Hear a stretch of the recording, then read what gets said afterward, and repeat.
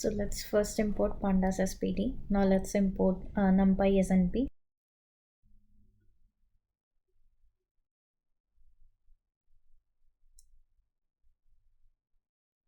Now let's set one as np.linspace.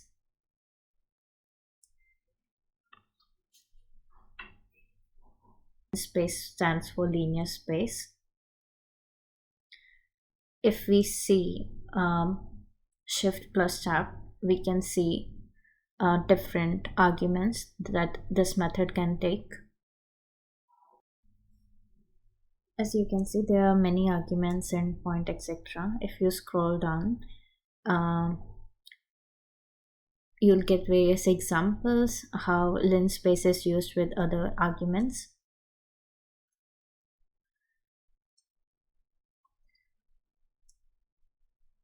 So now let's try to plot some arguments in the linspace method.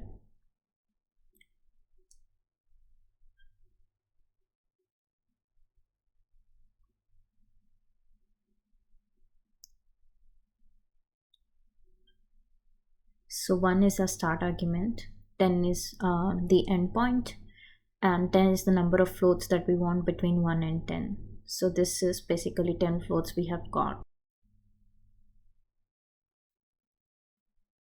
So now let's put num equal to 10, and as you can see, the output is same. So it can be simple and or num equal to 10.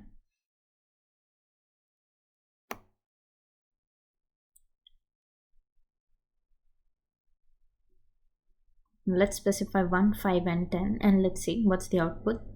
So we got 10 floats between 1 and 5.